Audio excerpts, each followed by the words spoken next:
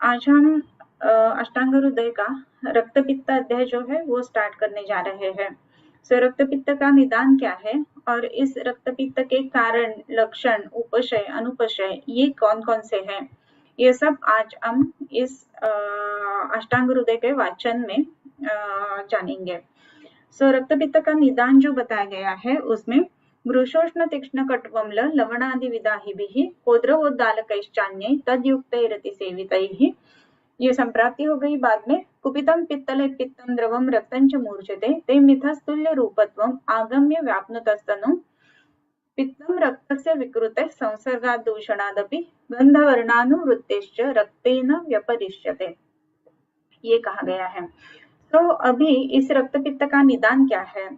ये जो इसका निदान है उसमें वृषोष्ण तीक्ष्ण कट्वम्ल लवणादि विदाहिभिः ऐसे कहा गया है।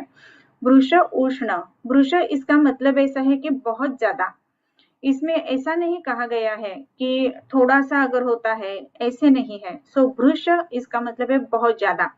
अभी ये जो दो वृष कहे गए हैं उसमें वृष उष्ण इसका मतलब कि टेम्परेचर से बहुत ज्यादा होना। कोई भी खाना जब भी हम खाते हैं तो उसका जो टेम्परेचर रहता है वो ल्यूकवार्म होना या फिर गर्म होते हुए भी हम सह पाते हैं, इतना होना जरूरी रहता है। अगर इससे ज्यादा वो अगर हो जाता है तो ये रक्त पित्त का कारण होता है। उष्णम अस्नियात ऐसे कहा गया है, जो अलग अलग ये बताए गए हैं। उष्णम स्निग्धम मात्रावत जीर्ण, कैसे खाना चाहिए, क्या खाना चाहिए, ये जो बताया गया है उसमें। लेकिन जब भी हम वृष उष्ण ऐसे अगर खाते हैं तो उसका परिणाम जो है वो शरीर में विकृति लाने वाला या फिर शरीर में हमारे जिसको हम रक्त पित्त कहते हैं उसकी संप्राप्ति लाने वाला ऐसा हो सकता है।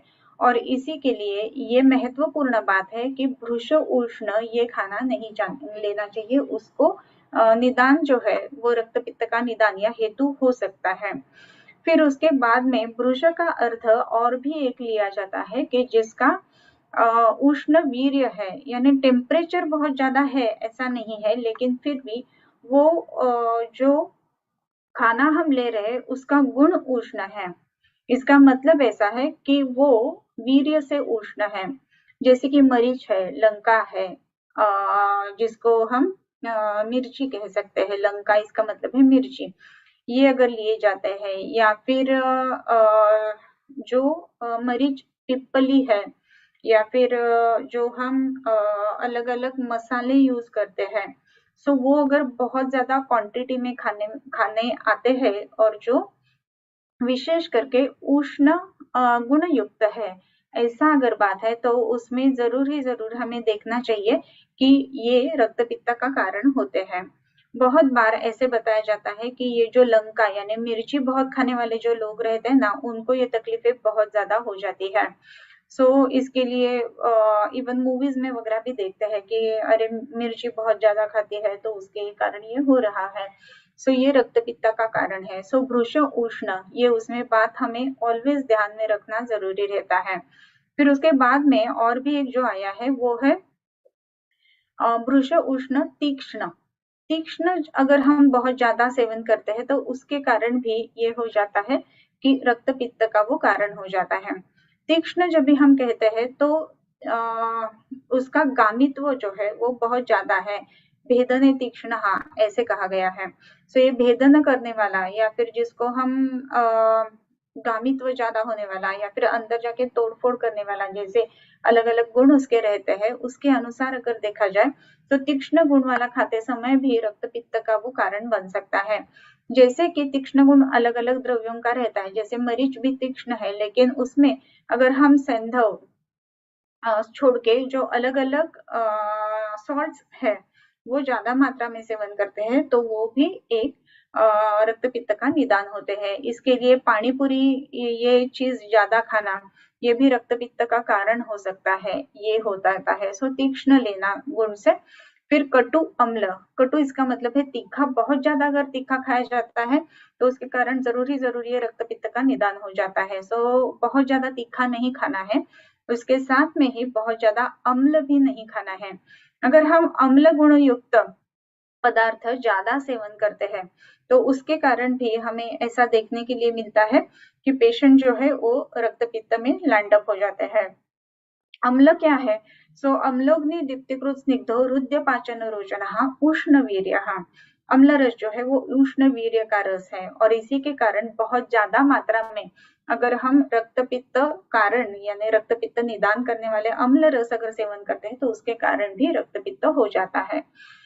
फिर जो आता है वो लवण कि जिसके बारे में मैंने अभी पानीपुरी के जैसे बात कही वो मैंने बता दी आपको। फिर विदाही भी ऐसे कहा गया है, विदाह जो है उसके कारण ये रक्तपित्त हो जाता है। विदाह के कारण रक्तपित्त हो जाता है तो विदाही कौन कौन से द्रव्य है? सो हमें बहुत बार ऐसा लगता है कि हम जो खा रहे हैं वो बहुत ज्यादा सही है, बहुत सारी चीजें हम एक साथ खा रहे हैं तो उसके कारण बहुत सारे विटामिन मिनरल्स हमारे शरीर में जाएंगे। सो ऐसी अगर बात हम कहते हैं ना तो उसमें ध्यान में रखना जरूरी है कि बहुत सारी चीजें एक साथ करके खाना ये शरीर में विदाह उत्पन्न कर देता है। सो ये जो विदाह है जैसे कि पाव भाजी है या फिर बहुत सारे अलग अलग द्रव्य एक साथ करके खाना ये विदा ही हो सकता है। जैसे कि बटाटे वड़ा रहता है कि उसमें पोटैटो है, चिलीज है या फिर क्या हम कह सकते हैं वो ग्राम दाल भी रहती है। ऐसी जो बातें हैं ना वो विदाह उत्पन्न करने वाली रहती है। सो ये विदाह करने वाला जो जो खाना है उससे भी रक्तपित्त की उत्पत्ति होती है। आजकल की अगर हम भाषा में देखते हैं इसको तो हमें ये देखने के लिए मिलता है कि बहुत सारे अलग अलग फ्यूजन फूड्स रहते हैं कि जैसे कि मोमोज है। Momos typically north east area में ज्यादा करके खाए जाते हैं, लेकिन मोमोज खाते समय वो लोग जो उसमें डालते हैं वो गोभी यानी पत्ता गोभी है, कैरेट है और बाकी कुछ नॉनवेज वाले भी चीजें उसमें डाल देते हैं, लेकिन ये तले हुए नहीं रहते हैं। ये नॉर्मली मोमोज जो बनाए जाते हैं वो स्टीम मोमोज बनाए जाते हैं, लेकिन हमारे पास आते समय महाराष्ट्र में आते समय वो क्या हो जाता है उसमें पनीर भी ऐड हो जाता है, उसमें मशरूम भी ऐड हो जाता है और वो तले भी जाते हैं। सो ऐसे उसमें जो चेंजेस हो जाते हैं फूड के खाने में, तो उसके अनुसार वो कभी कभी ऐसी बात होती है कि वो विदाही हो जाते हैं। वैसे ही विदाह करने वाला और एक द्रव्य या फिर और एक फूड जो है वो मैं आज इधर जरूर कहना चाहूंगी। सो विदाह करने वाला जो फूड है ना उसमें हम बहुत बार देखते हैं कि सिजलिंग ब्राउनी जिसे कहा जाता है। सो उसमें क्या रहता है, एक हॉट प्लेट रहती है, उसके ऊपर कुछ पाइनएप्पल का एक पीस रखा जाता है, उसके ऊपर आइसक्रीम रखा जाता है। सो पहले हॉट है फिर उसमें शीत है और उसके ऊपर गरम गरम जो चॉकलेट का सॉस रहता है या फिर रस रहता है वो डाला जाता है। सो बहुत ज्यादा तीक्ष्ण भ्रुश उष्ण होता है और वो हम देखते हैं कि लगभग करपणं ज्याला मराठीमध्ये म्हणतो वैसे हो जाता है, बर्नट आउट हो जाता है। सो ये बर्नट आउट जो चीजें रहती है ना वो भी विदाही रहती है। जब भी हम इवन रोटी पकाते हैं तो एक साइड से बर्नट आउट होगा और दूसरी साइड से कच्चा रहेगा तो वो भी विदाह उत्पन्न कर देता है। सो बहुत सारी बातें या फिर बहुत सारा फूड ऐसा होता है कि जो शरीर में जाके विदाह उत्पन्न कर देता है। सो विदाही द्रव्य कौन कौन से है तो मैंने बहुत सारे द्रव्य भी एग्जाम्पल के तौर पर बताए गए। फिर उसमें और भी बहुत सारे द्रव्य है कि जो हमें इस विदाह उत्पन्न करने वाले अलग अलग द्रव्यों से मिल सकते हैं। ये जो उन्होंने बताया है ना पहली लाइन में वृष उष्ण तीक्ष्ण कटु अम्ल लवण आदि विदाही है। सो ये सब जो बताया गया है वो गुण के बारे में बताया है कि उष्ण गुण है, तीक्ष्ण गुण है, कटु है रस, अम्ल रस है, लवण रस है, विदाह ये गुण है। फिर उसके बाद में जो सेकंड लाइन में जो बताते हैं ना उसमें क्या बताया जाता है। सो उसमें अगर हम देखेंगे तो स्पेसिफिक कुछ द्रव्य बताए गए हैं कि जिससे रक्तपित्त की उत्पत्ति हो जाती है। ये द्रव्य कौन कौन से है? सो उसमें है कोद्र व उद्दालकैः च अन्नैः तद्युक्तैः अतिसेवितैः। कोद्रव और उद्दालक ये बताए गए हैं। कोद्रव एक द्रव्य है, धान्य है कि कोद्रव क्या रहता है वो त्रिदोषकर धान्य है और कोद्रव त्रिदोषकर है इसके लिए वो तीनों दोषों को बढ़ाते हुए रक्तपित्त की संप्राप्ति कर देता है।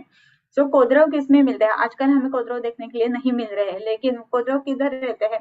पहले जब भी हम गेहूं या फिर चावल साफ करते थे तो उसमें ऐसा बाजरा जैसा दाना रहता है कि जिसको कोद्रव कहा जाता है। सो ये कोद्रव जो है वो त्रिदोषकर है और त्रिदोषकर होते हुए रक्तपित्त का वो निदान हो सकता है। उद्दालक ऐसा ही एक धान्य है कि जो अलग अलग धान्यों में मिक्सिंग यानी अडल्ट्रेशन के लिए यूज किया जाता है। सो उद्दालक से भी रक्तपित्त की उत्पत्ति हो जाती है। तदयुक्त ही ऐसे कहा गया है, जिसमें ये डाले गए हैं ऐसा आहार या उससे ही बना आहार, अति सेवित ही, सिर्फ ये कभी कभार खाया हो जाएगा रक्तपित्त, नहीं होगा। लेकिन अगर आप बहुत बार या फिर मल्टीपल नंबर ऑफ टाइम्स या फिर बहुत ज्यादा मात्रा में, अति सेवन ये दो बात से हो सकता है। एक तो आप जो ले रहे हैं सो इसमें मात्रा ज्यादा है या फिर आपकी फ्रीक्वेंसी ज्यादा है। ऐसी अगर बात होती है तो उसमें ये देखने के लिए मिलता है कि रक्तपित्त का कारण वो बन सकता है। कभी कभार या फिर वंस इन अ व्हाइल आपने सिजलिंग ब्राउनी खाई तो उसमें इमीडिएट आपको ये रक्तपित्त हो जाएगा, ऐसी बात नहीं होती है। तो क्या है, अगर आप फ्रिक्वेंटली हफ्ते में एक बार दो बार ऐसे अगर ले रहे हो तो उसके कारण ये हो जाता है। सो तदयुक्त ही अति सेवित ही, ये जो है वो सारे तृतीया में यूज किए गए हैं जो शब्द है वो। लवणादि विदाहिभिः ये तृतीया है, कोद्रवोद्दालकैः तृतीया, अन्नैः ये तृतीया है, युक्तैः तृतीया है, अतिसेवितैः ये भी तृतीया है। ये अगर हम तृतीया सब देखेंगे तो उसमें हमें ये देखने के लिए मिलता है, तृतीया जो है ना वो कर्ण रहता है। कर्ण इसका मतलब है साधन। ये जो बताए गए हैं निदान है वो साधन के तौर पर बताए गए हैं। सो ये साधन है, किसका साधन है, साध्य क्या है उसका, रक्तपित्त निर्मिति, ये उसका साध्य है। सो ये सब हेतु जो है वो कर्ण यानी हेतु पूर्वक वो बताए गए हैं। ये साधन है रक्तपित्त के, हेतु है रक्तपित्त के। सो ये लेने के बाद क्या हो जाता है, ये संप्राप्ति में बताते हैं कि कुपितम पित्तम द्रवम रक्तम च मूर्छिते ते मिथः तुल्य रूपत्वम आगम्य व्याप्नुतः तनुम। कुपितम पित्तलैः पित्तम, अभी ये पित्तलैहि, पित्तलैहि इसका मतलब है फिर से तृतीयाई है। सो ये ऊपर के जो बताए गए द्रव्य है, उष्ण तीक्ष्ण कटु अम्ल लवण विदाह कोद्रव उद्दालक, ये सब क्या करते हैं, तो पित्तल है। ये पित्तल यानी पित्त बढ़ाने वाले। तो ये पित्तल धान्य अगर खाया जाता है तो उससे कुपितम पित्तम, पित्तलैहि कुपितम पित्तम, पित्तल द्रव्यों के कारण जो पित्त कुपित हुआ है वो क्या हो जाता है, द्रवम रक्तंच मूर्छिते, पित्तम द्रवम रक्तम। ये जो पित्तल के कारण कुपित पित्त है वो द्रव पित्त हुआ है। ओके, सो जैसे पित्त की विकृति होती है उसमें एक तो पित्त जो है वो तीक्ष्ण गुण से बढ़ता है, दूसरा जो है वो पित्त जो है वो ये उष्ण गुण से बढ़ता है या फिर द्रव गुण से बनता है। ये जो द्रव्य है ये द्रव गुण बढ़ाने वाले या फिर पित्त का द्रव गुण बढ़ाने वाले द्रव्य है। सो ये द्रव्य से जब भी ये पित्त बढ़ जाता है तो उसके कारण क्या हो जाता है, कुपितम पित्तलैहि पित्तम द्रवम रक्तंच मूर्छिते, ये द्रव और रक्त, रक्त में ये मूर्छित हो जाते हैं। पित्त जो द्रव गुणात्मक बढ़ा हुआ है वो रक्त में मूर्छित हो जाता है। सो ये इसमें महत्वपूर्ण बात है कि जो ये बढ़ रहा है, पित्त जो बढ़ रहा है वो पित्त किस कारण बढ़ रहा है, सो ये पित्त जो है वो द्रव गुण के कारण बढ़ रहा है और उसको साधर्म्य किसका है, सो रक्त का साधर्म्य है। और इसी के कारण ये रक्त का साधर्म्य होते हुए जो विकृत पित्त है वो द्रव गुणात्मक पित्त है वो रक्त में मूर्छित हो जाता है। मूर्छित इसका मतलब है कि मिसिबल, एक दूसरे में पूरी तरह से एकत्रित होना, इसको मूर्छित ऐसे कहा जाता है। सो ते मिथस्तुल्य रूपत्वम आगम्य व्याप्नुतः तनुम। सो ये मूर्छित हो जाता है तो उसके बाद में क्या हो जाता है, आपने मूर्छित ये संज्ञा जो है वो किधर और पड़ी रहेगी, सो उसमें आपने शायद तैल मूर्छना या फिर घृत मूर्छना ये पढ़ा होगा। सो तैल मूर्छना घृत मूर्छना ये जो भी हो जाता है तो उसमें एक बात महत्वपूर्ण होती है कि तैल जो है वो हम उसमें हम गर्म करके कुछ चीजें डाल देते हैं। सो ऐसे जो भी हम करते हैं ना तो उसमें क्या हो जाता है, तो तैल जो है वो उसके गुण ले लेता है। सो एक दूसरे का गुण लेना ये बात उसमें महत्वपूर्ण होती है जब भी मूर्छना हो जाती है, राइट। सो ये जब भी मूर्छना हो जाती है तो उसमें एक बात ध्यान में रखना चाहिए कि एक दूसरे के गुण जो है वो दोनों ले लेते हैं। सो मूर्छना होने के बाद ते मिथः तुल्य रूपत्वम, वो जो दोनों है वो एक दूसरे से तुल्य रूपत्व आगम्य यानी एक दूसरे का रूप धारण कर लेते हैं। जैसे पहले बताया जाता था कि रावण आ गया, ब्राह्मण का रूप उसने धारण कर लिया, सो वो ब्राह्मण जैसा भी दिख रहा है। वैसे ही अब भी ये जो पित्त है वो रक्त का रूप धारण कर लेता है और रक्त जैसे दिखने लगता है। सो तुल्य रूपत्वम आगम्य, वो दोनों एक दूसरे के साथ में मूर्छित होके रक्त का रूप जो है वो लिया जाता है और व्याप्नुतः तनुम व्याप्नुतः पूरे शरीर में फैल जाते हैं। ये जो रक्त है वो पूरे शरीर में जाता है, सो उसी के साथ में ये पित्त जो है वो भी पूरे शरीर में फैल जाता है। सो आगम्य व्याप्नुतस्तनुम। फिर इसको, ये तो पित्त है, सो इसको पित्त जो है तो भी उसको क्या कहा जाता है कि उसको रक्त के नाम से जाना जाता है। सो इसकी संप्राप्ति कैसी हुई, देखो कि पित्त कर हेतु है जो हमने सब देखे। सो उसके कारण पित्त प्रकोप हुआ है। पित्त प्रकोप के कारण, ये पित्त प्रकोप किसके कारण है, पित्त द्रवत्व है और रक्त से मूर्छित हुआ है। सो पित्त द्रव गुण से पित्त जो बढ़ा हुआ है उसमें रक्त की मूर्छना हो गई है। सो ये दोनों तुल्य रूपत्व, एक दूसरे का रूप धारण करते हैं और उसको रक्त पित्त ऐसे कहा जाता है। ओके, सो पित्तम रक्तस्य विकृतेः संसर्गात् दूषणादपि गंधवर्णानुवृत्तेश्च रक्तेन व्यपदिश्यते। अभी ये जो रक्तपित्त है उसको रक्तपित्त क्यों कहा जाता है, ये कहते हैं। सो पित्तम रक्तस्य विकृतेः, रक्तस्य विकृतेः पित्तम, पित्त जो है वो रक्त की विकृति है। पित्त रक्त की विकृति है, ऐसा इसका मतलब विकृति यानी डिस्टॉर्टेड, ऐसा उसका अर्थ नहीं है। तो इधर अर्थ क्या लेना चाहिए, प्रकृति विकृति संबंध, ऐसा इधर अर्थ लेना चाहिए। रक्त का जो मल है वो पित्त है, राइट। कफ पित्तम मलाखेशु प्रस्वेदो नखरोमच, ऐसे कहा गया। कफ पित्तम यानी कफ का, रस का मल कफ है और रक्त का मल जो है वो पित्त है। सो ये रक्त का क्या बोल सकते हैं, विकृति यानी पित्त मल है, रक्त से उत्पन्न होने वाला पित्त है। रक्तस्य विकृतेः पित्तम संसर्गात और दूषणात अपि, संसर्ग के कारण एक दूसरे के साथ में है इसके कारण, और एक दूसरे को दूषण देते हैं, दूषित करते हैं इसके कारण। विकृत उत्क्लेशित जो रक्त है वो भी पित्त की विकृति निर्मित करता है और विकृत पित्त जो है वो भी रक्त को दूषित करता है और इसी के लिए ये एक दूसरे को दूषित करते हैं, दूषण देते हैं। इसके लिए इधर कहा गया है कि संसर्गात् दूषणादपि गंध वर्ण अनुवृत्तेश्च रक्तेन व्यपदिश्यते।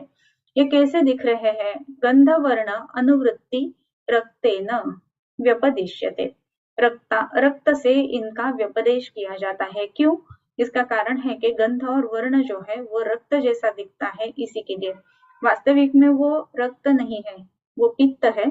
पित्त जो है उसने रक्त का रूप धारण कर लिया है और इसी के लिए उसका गंध, पित्त का गंध है वो रक्त गंध हुआ है, पित्त का जो वर्ण है वो भी रक्त वर्ण हुआ है और इसी के लिए उस पित्त को भी, उस रक्त को भी जो मूर्छित हुए हैं वो रक्त से जाने जाते हैं, रक्त उसका नाम दिया जाता है। प्रभवती असृजः स्थानात् प्लीहतः यकृतश्च तत्, प्रभवती असृजः, असृजः प्रभवती यानी रक्त जो है वो ब्लड लेट आउट हो जाता है, किधर से, प्लीहतः यकृतः च तत्, जो रक्त के स्थान बताए गए हैं यकृत और प्लीहा, इधर से वो बाहर निकलने लगता है, फिर पूरे शरीर में फैल जाता है। ओके, सो अभी ये जो संप्राप्ति हुई उसमें क्या क्या हमने देखा कि विकृत है पित्त, वो रक्त को दूषित कर रहा है और दोनों एक दूसरे का रंग रूप धारण कर लेते हैं और फिर बाहर निकलने लगते हैं, उसको हम रक्त पित्त ऐसे कहते हैं। इसके पूर्व रूप कौन कौन से होते हैं, सो रक्त पित्त के पूर्व रूप बहुत सारे हैं और बहुत सारे जो व्याधियां हैं वो रक्त पित्त पूर्व रूप इसमें भी हमें देखने के लिए मिलते हैं। सो कौन कौन से हैं, तो शिरोगुरुत्व, अगर शिरोगुरुत्व ये लक्षण हम देखते हैं तो उसमें हेड जो है वो हेवीनेस होना या फिर हेडेक होना या फिर सिर बहुत ज्यादा हेवी होना, ये इसमें पूर्व रूप बताया गया है।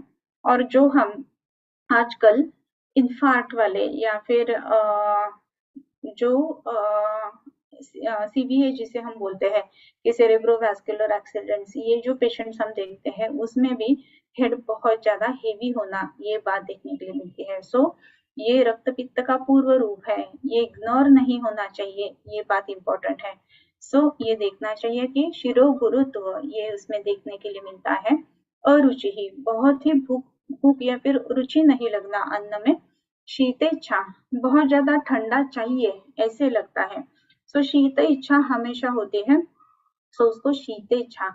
ये शीतेच्छा क्यों होती है? पित्त जो है वो विकृत है, रक्त है वो विकृत है, और दोनों जो है, और शीत उष्ण विदाही, इसके कारण विकृति हुई है। सो शीतेच्छा उसकी विपरीत इच्छा होती है, इसके लिए शीतेच्छा। धूमकः अम्लकः, धूमकः इसका मतलब ऐसा है कि धूमायन होना या फिर भाप निकल रही है, ऐसे पेशेंट बताते हैं बहुत बार। और अम्लक इसका मतलब है की आंबट गुळणी येणं, ज्याला आपण मराठीमध्ये म्हणतो। उसमें क्या रहता है कि नीचे से ऊपर ऐसा एकदम एसिड जैसा ऊपर तक आता है, लेकिन छर्दी नहीं होती है, इसको हम अम्लक ऐसे कहते हैं। फिर छर्दी ही, छर्दित वैभत्स्य, छर्दी होती है, या फिर जिसमें हम देखते हैं कि पेशेंट्स को उल्टी होती है, बहुत बार उल्टी होती है, और छर्दित वैभत्स्य, विभत्सता लगती है। जो छर्दित यानी जो वोमिटस है, वो कभी भी देख लिया तो बहुत ज्यादा जी मचलने लगता है, वैभत्स्य ये भाव उसमें ज्यादा रहता है, ये बात भी है। सो जो पेशेंट्स को बिल्कुल ही विभत्सता ज्यादा लगती है, नौशा वॉमिटिंग वो देखते ही होता है, ऐसे जो पेशेंट्स है वो भी रक्त पित्त में लैंड अप होने की उसमें आशंका रहती है। सो छर्दित वैभत्स्यम, कासः, श्वासः, भ्रमः, क्लमः। कास, कास ये रक्त पित्त का पूर्व रूप करके कास आता है। सो कास है तो उसको, हाँ ठीक है, कोई भी वासा वासा वाले हो या फिर वासा का कोई भी कंटेंट वाला मेडिसिन दे दिया तो हो जाएगा, ऐसी बात नहीं है। अगर कास है, बहुत दिन से है, और अगर वो रुक नहीं रहा है तो हमेशा उसका निदान कास ही होगा ऐसा नहीं है, रक्त पित्त का पूर्व रूप ऐसा भी उसका निदान हो सकता है। और इसी के लिए बाकी के कारण कास के कौन कौन से है, ये जो भी कास आ रहे हैं वो कारण, उसके कारण क्या क्या है वो भी देखना चाहिए। अगर हम वो देखते हैं तो ये कास रक्त पित्त का पूर्व रूप करके आ रहा है, इसके लिए अगर हम रक्त पित्त की चिकित्सा करते हैं तो वो कास भी कम हो जाता है और आगे होने वाली संप्राप्ति भी नहीं होती है। सो ये ध्यान में रखना जरूरी है। श्वासः, कास के कारण श्वास होता है। भ्रम और क्लम, भ्रम इसका मतलब है चक्कर आना, बहुत बीच बीच में चक्कर आना, ये जो बातें हैं ना वो बहुत सारे पेशेंट जो हाई बीपी के पेशेंट्स रहते हैं ना उसमें भी ये चक्कर देखने के लिए मिलते हैं। सो ये हाई बीपी वाले जो पेशेंट्स रहते हैं उसमें ये चक्कर जो रहती है ये रक्त पित्त का पूर्व रूप करके भी आ सकती है। ऐसी अगर बात है तो हमें इस रक्त पित्त की चिकित्सा करते समय एक बात ध्यान में रखना चाहिए कि हमें बीपी, हाई बीपी, ये जो पेशेंट्स हैं ये भी रक्त पित्त में हम इंक्लूड कर सकते हैं। सो जैसे जैसे हम रक्त पित्त का विचार करेंगे तो उसके कारण हमें ये सब जो बातें हैं वो ध्यान में आती रहती है। तो इसी के लिए उसका निदान जरूर ही जरूर योग्य तरह से हमें करना चाहिए। सो कास, श्वासो, भ्रम, क्लमः।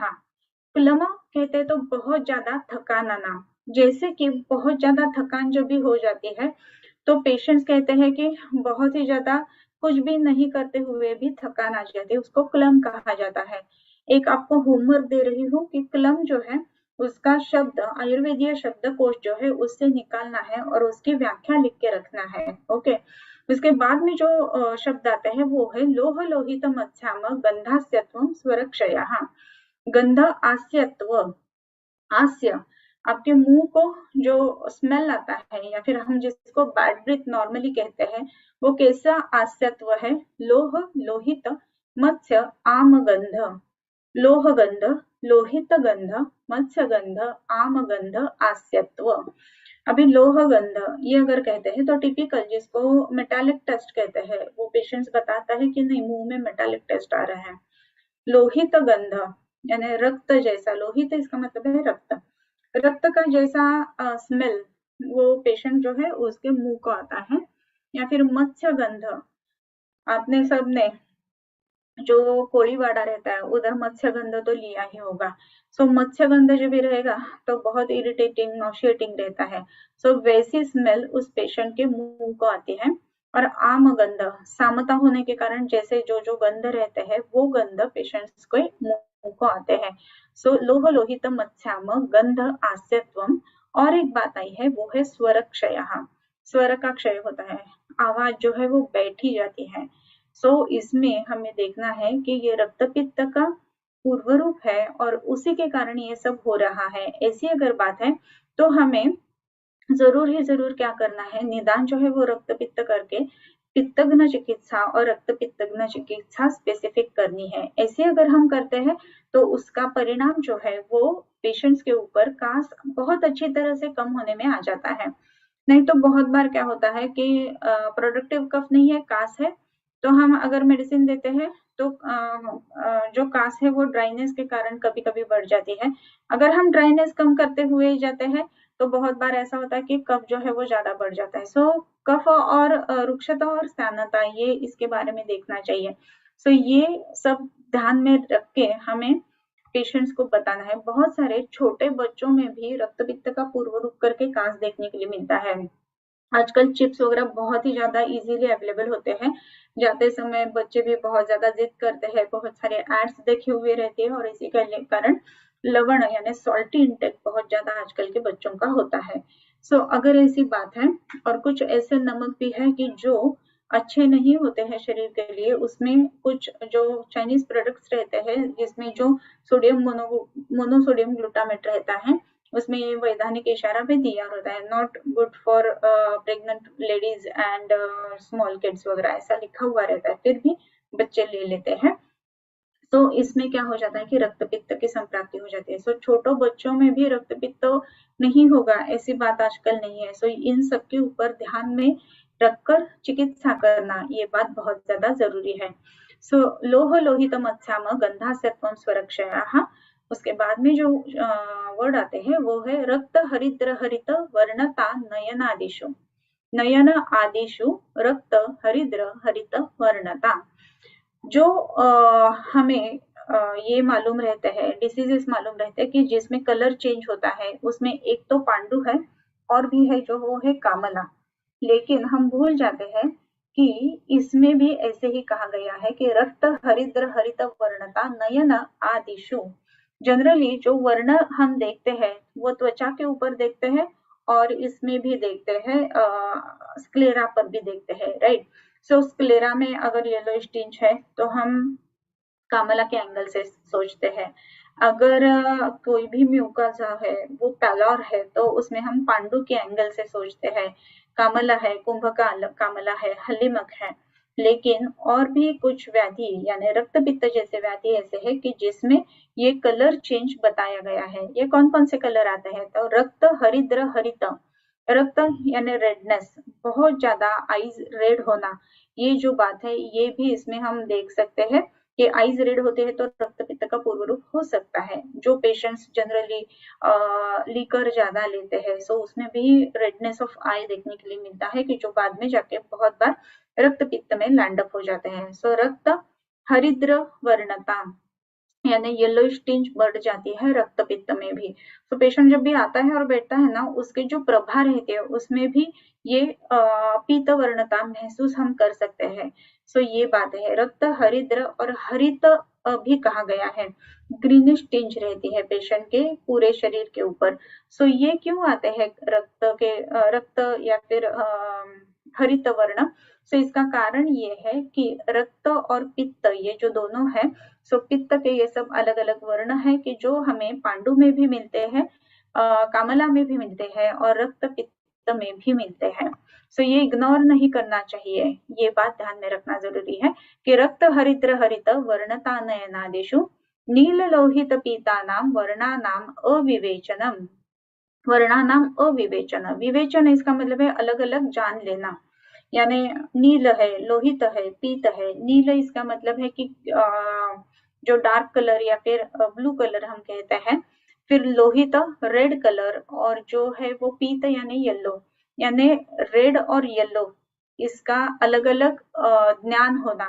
नील और लोहित, नील यानी ब्लू और रेड, इसका ज्ञान होना, ये जो है ये रक्तपित्त अगर पूर्व रूप की अवस्था में है तो इन वर्ण जो है उसका विवेचन नहीं कर पाते हैं। यानी जैसे कि आजकल की भाषा में हम कलर ब्लाइंड कह सकते हैं। सो इसमें कलर ब्लाइंडनेस या फिर टेम्पररी कलर ब्लाइंडनेस जो है ना, ऐसे देखेंगे ये रेड है या ब्लू है नहीं कह सकते हैं, ये ग्रीन है सॉरी ये येलो है या ब्लू है नहीं पता चलता है। ये जो है ये वर्णानाम अविवेचनम। सो अगर कलर ब्लाइंड का पेशेंट हमारे पास आ जाता है सो उसमें हम क्या दे सकते हैं, तो रक्तपित्त के अनुसार उसमें हम चिकित्सा कर सकते हैं या फिर उस एंगल से हम सोच सकते हैं। और भी बताया गया है कि स्वप्ने तद्वर्ण दर्शित्वम भवति अस्मिन् भविष्यति, अस्मिन् भविष्यति भवति, इसका मतलब है कि ये अगर भविष्य में रक्तपित्त होने वाला है तो ये सब जो सिम्टम्स है वो भवति यानी हो जाते हैं। सो कौन से, तो स्वप्ने तद्वर्ण दर्शित्वम, स्वप्न में या नींद में या फिर जब भी स्वप्न दिखता है तो उसमें इन वर्णों का दर्शन हो जाता है, नील लोहित और पीतम। कुछ स्पेसिफिक डिसीजेस ऐसे हैं कि जिसमें स्वप्न के अलग अलग पूर्व रूप बताए गए हैं। राजक्ष में भी स्वप्न अलग अलग पूर्व रूप बताए गए हैं और इसमें रक्तपित्त में भी स्वप्न के अलग अलग पूर्व रूप के लक्षण बताए गए हैं। सो नील लोहित और पीत ये तीन वर्ण अगर बार बार स्वप्न में दिखते हैं तो इसका मतलब है कि ये रक्तपित्त का पूर्व रूप है।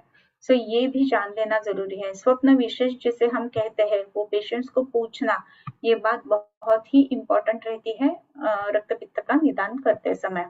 सो आपका जो केस टेकिंग है उसमें भी एक पॉइंट होना चाहिए, कुछ स्पेसिफिक स्वप्न आते हैं। सो कौन से आते हैं अगर आते हैं तो ओके। सो उसके बाद में जो है वो रक्तपित्त के अलग अलग मार्ग बताए गए हैं। ये कौन कौन से मार्ग हैं? सो ऊर्ध्वं नासाक्षिकर्णास्ते मेढ्रयोनिगुदैरदाः कुपितं रोमकूपैश्च समस्तैस्तत् प्रवर्तते। ये तीन मार्ग रक्तपित्त के बताए गए हैं। इसमें तीन मार्ग कौन कौन से हैं? सो ऊर्ध्वं नासाक्षिकर्णास्यैः, ऊर्ध्वगत रक्तपित्त, मेढ्रयोनिगुदैः अधः अधोगत रक्तपित्त, कुपितं रोमकूपैश्च समस्तैः तत्प्रवर्तते। समस्त यानी तिर्यकगत रक्तपित्त या फिर उभयग रक्तपित्त ऐसे उसे कहा जाता है। अब ये तीन मार्ग हो गए। सो उसमें क्या क्या है, तो ऊर्ध्वम नासा अक्षिकर्ण आस्यैः मेढ्र योनि गुदैरधा ऐसे कहा गया है। ये रक्तपित्त जब भी ऊर्ध्वगत हो जाता है, सो ऊर्ध्वगत रक्तपित्त में कौन कौन से मार्ग है, तो नासा, अक्षि और कर्ण। सो नेजल ब्लीडिंग हो जाएगा। अक्षि इसका मतलब है कि आईज से ब्लीडिंग हो जाता है या फिर कान से खून निकलने लगता है। जैसे हम अलग अलग हेड इंजुरीज के पेशेंट्स देखते हैं, सो उसमें भी हम देखते हैं कि नेजल ब्लीडिंग होता है। क्रेनियल बोन का फ्रैक्चर है तो नेजल ब्लीडिंग पहले हो जाता है। सो ये सब जो है ये बहुत इंपॉर्टेंट बातें है।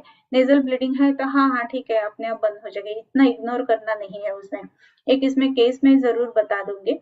एक पेशेंट थी, उसके जो हस्बैंड थे उनके लिए उन्होंने फोन किया था कि हाफ एन आवर हो गया है, मेरे हस्बैंड का जो नेजल ब्लीडिंग है वो रुक नहीं रहा है, मैंने ठंडा यानी आइस बैग वगैरह दी है लेकिन फिर भी नहीं रुका है।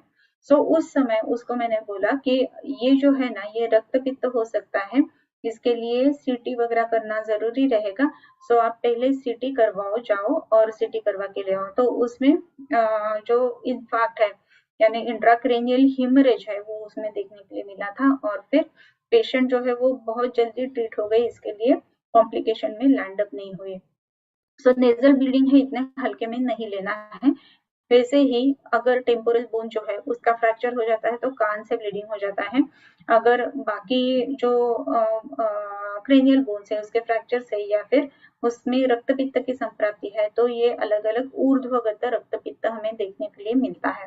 सो ये बातें इसमें देखनी चाहिए। अगर कभी कभी ऐसा हो जाता है कि पेशेंट जो है वो थोड़ा सा ही उसको धक्का लगता है या फिर गिर जाती है या फिर खड़े खड़े गिरी है, थोड़ा सा हेड जो है उसको आघात हुआ है। सो अगर रक्तपित्त के कारण हमेशा से होते हैं यानी जो हमने हेतु देखे वो अगर रेगुलर उसके हो रहे हैं तो उसके कारण ये पेशेंट जो रहते हैं वो थोड़ा भी हिट होता है, आघात होता है तो रक्त पित्त में लैंड हो जाते हैं। और इसी के लिए हमेशा से जो पथ्यकर आहार बताया गया है वो लेना जरूरी है। हमेशा ये ब्लीडिंग जो है वो कोई आघात से ही होगे ऐसे भी नहीं है। अगर रेगुलरली आप अगर ये रक्त पित्त वाले सब हेतु सेवन कर रहे हो तो विदाउट एनी आघात देखे कोई भी हिट नहीं होता है, इम्पैक्ट नहीं होता है तो भी ये ब्लीडिंग्स चालू हो जाते हैं, इसी को रक्त पित्त ऐसे कहे जाते हैं। और अगर इम्पैक्ट के कारण ब्लीडिंग होता है तो उसमें भी बहुत बार ऐसे देखा जाता है कि 2-3 लोग हैं जो इम्पैक्टेड है लेकिन किसी किसी को रक्त पित्त होता है, नहीं होता है। इसके कारण यही है कि वो पेशेंट जो है वो हेतु का सेवन हमेशा करता है, इसके लिए उसके जो ब्लड वेसल्स है वो फ्रेजाइल हो जाते हैं और फिर रक्त पित्त का कारण हो जाता है। सो ऊर्ध्वम नासा अक्षीकर्ण आस्य ही मुंह से भी रक्त आ जाता है। मेढ्र योनि गुदैहि अधहा, मेढ्र योनि और गुद इससे अधोग रक्त पित्त देखने के लिए मिलता है। जो पेनिस है उससे ब्लीड होना, वजाना है उससे ब्लीड होना और जो एनस है उससे ब्लीड होना, यानी जो अधोभाग में जो बहिर्मुख स्रोतस है उससे रक्त बाहर निकलना, इसी को ये हम अधोगत रक्तपित्त ऐसे कहेंगे, अधोग रक्तपित्त ऐसे कहेंगे। सो ये इसमें बहुत बार अलग अलग तरीके से देखने के लिए मिलता है, जैसे कि पाइल्स में ब्लीडिंग पाइल्स है, रक्तज अर्श ये अलग व्याधि है, रक्तपित्त ये अलग व्याधि है, लेकिन चिकित्सा जो है वो रक्तातिसार की चिकित्सा, रक्तज अर्श की चिकित्सा और ये रक्तपित्त अधोग रक्तपित्त की चिकित्सा गो हैंड इन हैंड, ऐसी बात है। सो ये बातें ध्यान में रखना जरूरी है। सो इसमें वजाइनल ब्लीडिंग जो रहता है उसमें भी कभी कभार डीयूबी जैसे कहा जाता है, फाइब्रॉइड्स है उसके कारण है, एडिनोमाइसिस है उसके कारण है, या फिर नॉर्मल दिख रहा है यूट्रस का सोनोग्राफी फिर भी ब्लीड हो रहा है, ये सब जो है वो रक्तपित्त में आ जाता है। जब भी हम योनि व्यापद और रक्तपित्त की बात करेंगे तो योनि व्यापद जब भी हम कहते हैं कि असुरजा योनि व्यापद है या फिर रक्तजा योनि व्यापद है उसमें भी ब्लीडिंग ज्यादा रहता है, लेकिन इसमें स्थान संश्रय ज्यादा है और सिंपली जो रक्तपित्त रहता है उसमें सार्वदेहिक संप्राप्ति ज्यादा रहती है, ये दोनों उसमें भेद है, ये ध्यान में रखना जरूरी है। चिकित्सा जो है वो दोनों की भी हैंड इन हैंड ऐसे भी करनी पड़ती है। जो तीसरा है वो है मेढ्र से, यानी मूत्रगत रक्तस्राव जिसे हम कह सकते हैं। तो इसके भी कारण हम अलग अलग देखते हैं, जैसे कि कॉमनली जो फाउंड आउट होता है वो है बहुत ज्यादा यूटीआई होना और दूसरी जो बात है वो अश्मरी होना। इसके अलावा भी जो रक्त निकलता है वो रक्तपित्त में समाविष्ट हो सकता है। सो ये हुआ अधोग रक्तपित्त। उसके बाद में जो आता है वो है कुपितम रोमकूपश्च समस्तैः तत्प्रवर्तते। रोमकूप से जो निकलते हैं वो समस्त शरीर से निकलते हैं। ये जो रक्तपित्त है ये तिर्यकगत रक्तपित्त या फिर अधोग रक्तपित्त, उभयगत रक्तपित्त ऐसे इसे कहा जाता है। सो पूरे रोम से निकलते हैं। जो अलग अलग ब्लड कैंसर के पेशेंट्स रहते हैं उनमें भी ये देखने के लिए मिलता है।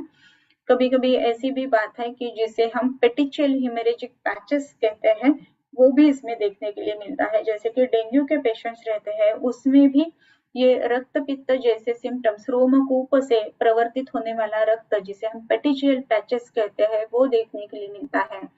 आप कहेंगे कि मैं रक्तपित्त सिखा रही हूँ या ये सब बता रही हूँ, लेकिन ये सब सिम्टम जो है वो हम रक्तपित्त के आधार पर, रक्तपित्त के निदान के ऊपर जरूर ट्रीट कर सकते हैं। इसी के लिए ये सब आपको बता रही हूँ कि बहुत सारे डेंगू के जो पेशेंट्स है उसमें भी पेटिशियल हेमरेजेस देखने के लिए मिलते हैं। अलग अलग पेशेंट्स है कि जिसमें हीमोग्लोबिनोपैथीज है, इसमें भी जो हमें पेटिशियल पैचेस देखने के लिए मिलते हैं उसमें भी तिर्यकगत रक्तपित्त ऐसे उसका निदान करके हम मेडिसिन इसमें जरूर दे सकते हैं। सो रक्तपित्त जैसे कि हम कहते हैं क्लासिकल, इसमें बहुत सारे अलग अलग जो मॉडर्न डिसीजेस है उसका भी निदान हम इसमें कर सकते हैं। सो जो ये लंदन की जो रानी है उनका जो है उनके हेरिडिटरी डिसीज में भी ये डिसीज है कि उनमें ब्लीडिंग टेंडेंसी ज्यादा होती है। सो ये सब जो है वो हम रक्त पित्त में समाविष्ट कर सकते हैं।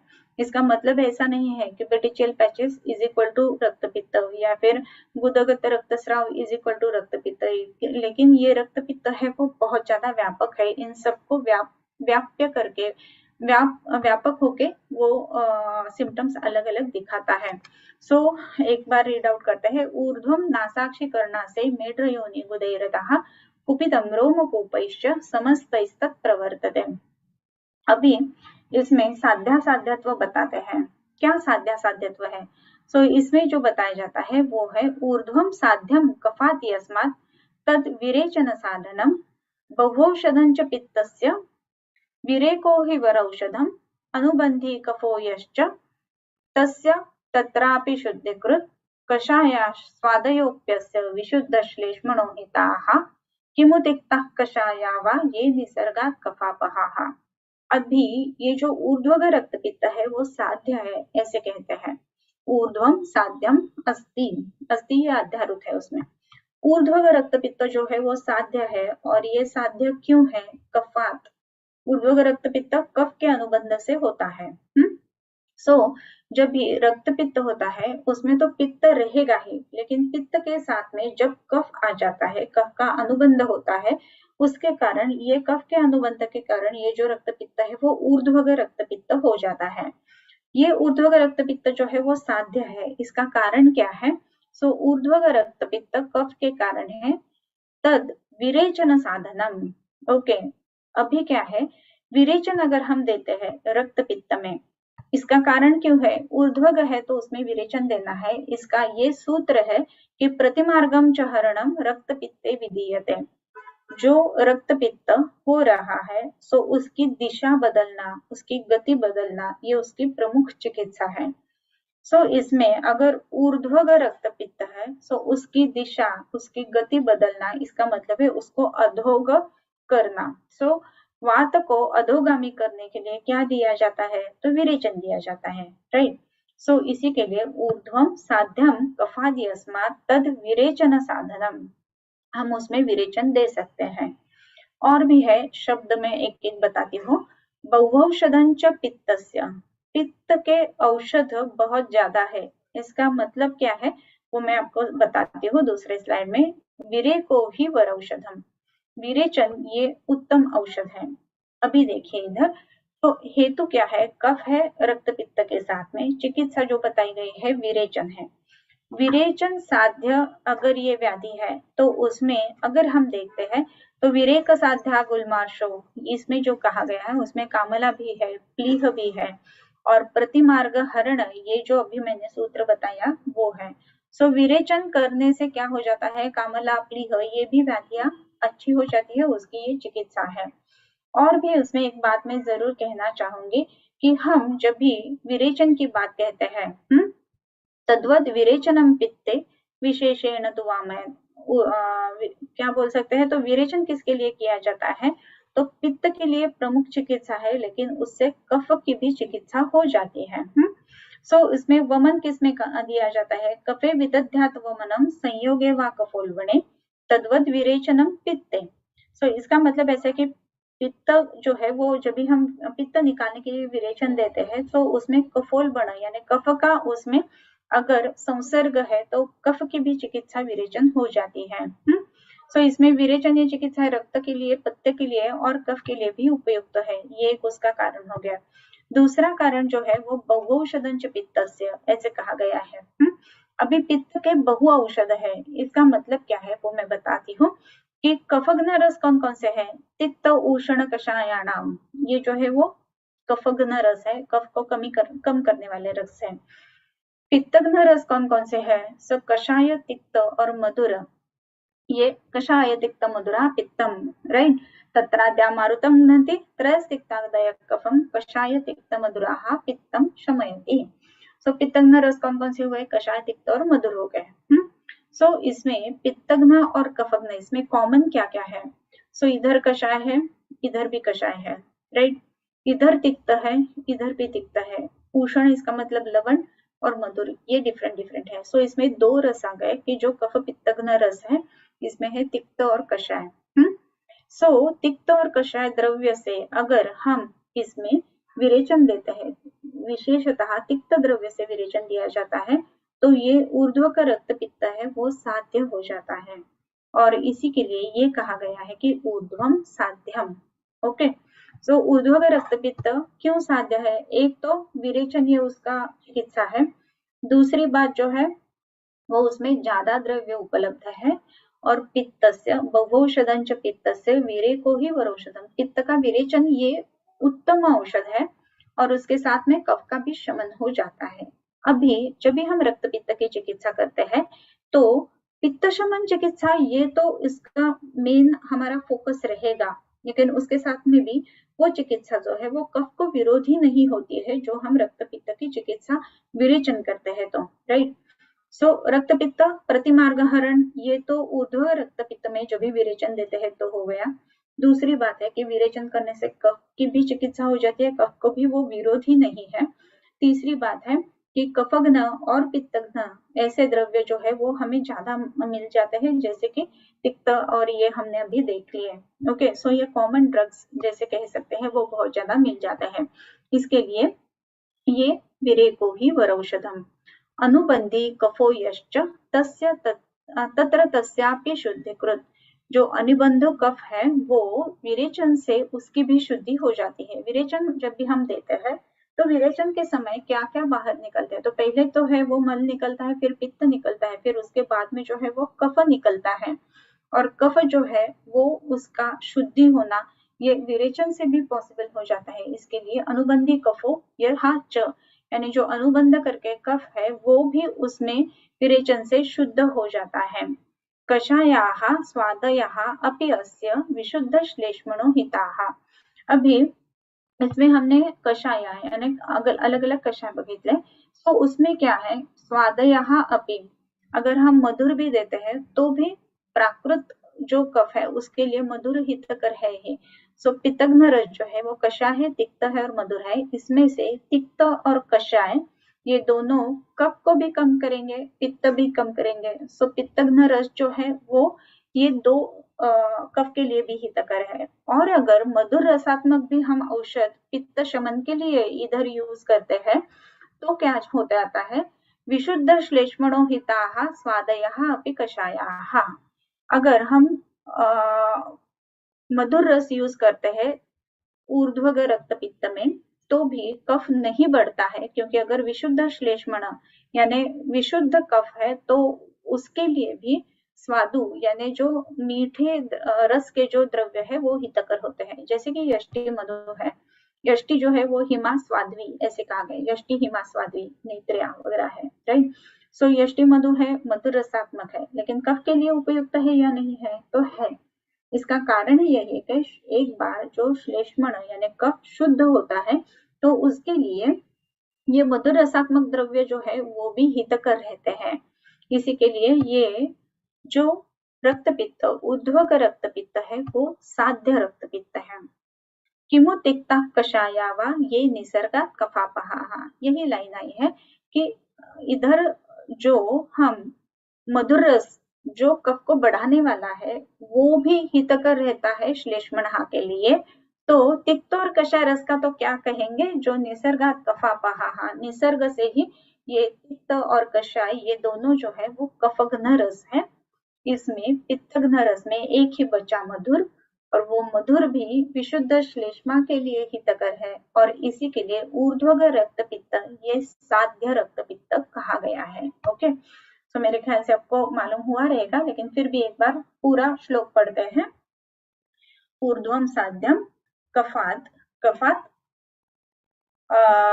रक्तपित्त यानी कफात ऊर्ध्वम रक्तपित्तम तत्साध्यम अस्ति। ओके, कफ के कारण ऊर्ध्व रक्तपित्त होता है वो साध्य होता है। इसका कारण यह है कि उसको विरेचन साधन, विरेचन ये उसकी चिकित्सा है। बहुऔषधं च पित्तस्य, ये आपको समझ गया। विरेको ही वरौषधम, विरेचन ये पित्त का बहुत अच्छी चिकित्सा है। जो पित्त की चिकित्सा है वो अनुबंधी कफ जो है उससे के लिए भी शुद्धिकरण के लिए उपयुक्त होती है। अनुबंधी कफोयश्च तत्र तस्यापि शुद्धीकृत कषायाः स्वादयः अपि अस्य विशुद्ध श्लेष्मणो हिताः। ये जो रस है वो विशुद्ध श्लेष्मा के लिए भी हितकर है। किमु तिक्ता कषाया वा ये निसर्गात् कफापहाः। ओके, अभी इसके बाद में जो आता है, मेरे ख्याल से ऊर्ध्व रक्तपित्त का साध्यत्व क्या है वो आपको मालूम हुआ रहेगा। उसके बाद में हम याप्य क्यों है ये देख के इसके श्लोक पढ़ के फिर रुकते हैं। सो अधोयाप्यम चलाद्यस्मात् तत्प्रच्छर्दन साधनम् अल्पौषधं च पित्तस्य वमनं न वरौषधम् अनुबन्धी चलो यश्च शान्तयेऽपि न तस्य तत् कषायाश्च हितास्तत्र मधुरा एव केवलम्। ओके, सो इधर तक हमारा हो गया है, 10 श्लोक हमारे हो गए हैं। 11 श्लोक से नेक्स्ट टाइम हम वापस पढ़ने के लिए चालू करेंगे। मंडे को नेक्स्ट लेक्चर होगा। ओके, एक जो कहा गया है, एक इधर क्वेश्चन आया है, वन से का रुकते हैं क्वेश्चन के लिए। हाँ, शिरोगुरुत्व हे लक्षण त्या स्थानामध्ये कफवृद्धी असल्यावरच येतं का इन रक्तपित्ता? अभी कैसा है कि जब भी रक्तपित्त है तो उसका पूर्व रूप करके शिरोगौरव रहेगा। शिरोगौरव होने के अलग अलग कारण रहेंगे, उसमें एक कारण जो है वो रक्तपित्त ये कारण हो सकता है पूर्व रूप की अवस्था में। कभी कभी ऐसा भी है कि साइनोसाइटिस है, उसके कारण भी शिरोगौरव आपको देखने के लिए मिलेगा। सो बाकी के लक्षण कौन कौन से हैं, इसके अनुसार हमें देखना है कि ये शिरोगौरव ये लक्षण किस कारण हो रहा है। अभी ये पूछते हैं कि ये जो शिरोगौरव होता है वो कफ वृद्धि के कारण होता है या नहीं। तो कफ वृद्धि है उसके लिए शिरोगौरव इसमें देखने के लिए मिलता है, ये बात बराबर है। ओके, सो इस क्वेश्चन का आंसर हो गया। फिर और कुछ क्वेश्चंस है तो देखते हैं, अदरवाइज आज रुकते हैं वन से।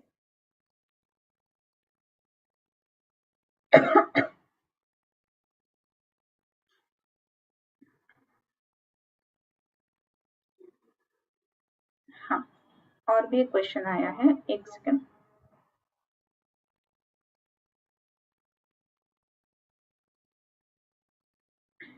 मुंबईमध्ये शुष्क कास खूप मोठा प्रॉब्लेम आहे बेसिकली पोस्ट कोविड आणि छोट्या मुलांमध्ये कॉन्स्टिपेशन युक्त शुष्क कास यावर कसा विचार करावा, please one lecture on it. Okay sure, हम इसके लिए एक अलग सी आरोग्य चर्चा जो है उसमें ये सेशन जरूर ले लेंगे, क्योंकि उसमें चिकित्सा करने के तत्व अलग अलग रहेंगे। इधर मैं की नोट आपको बता के रखती हूँ, इधर जो है वो स्नेहन करना जरूरी है, और वो जो स्नेह है वो ज्वरघ्न स्नेह यूज करने हैं। जैसे कि पूरे शरीर को लगाने के लिए भूनिम्बादी तेल दे सकते हैं, दाढ़ीमादिकृत है वो उसका पान करने के लिए, या फिर चांगेरी कृत की जो पित्तघ्न भी है और भूख भी बढ़ाने वाला है, ऐसा जो है वो अगर गुदपिच्चु के स्वरूप में यूज किया जाता है तो उसका भी परिणाम उसमें बहुत अच्छी तरह से आ जाता है।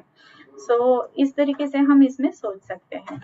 ओके, सो मेरे ख्याल से आज इधर रुकते हैं, 11 श्लोक से नेक्स्ट टाइम चालू करेंगे।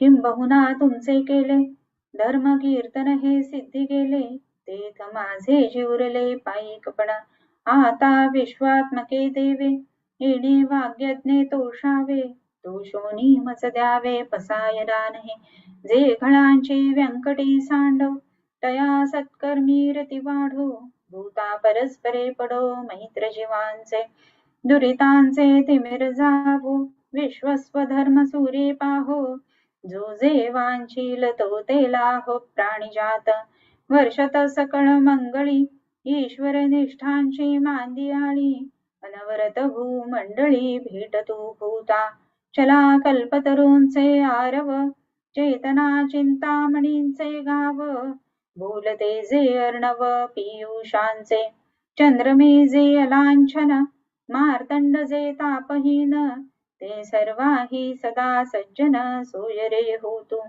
किंबहुना सर्व सुखी पूर्ण हो नीती लोकी, भजिजो आदि पुरुखी अखंडित, आणि ग्रंथ उपजविये विशेषी लोकी इये, दृष्टा दृष्ट विजय हो आवेजी, येथ म्हणे श्री विश्वेश्वरावो, हा होईल दान बसावो, येणे वरे ज्ञान देवो सुखिया झाला, येणेवरे ज्ञानदेवो सुखिया झाला, येणेवरे ज्ञानदेवो सुखिया झाला.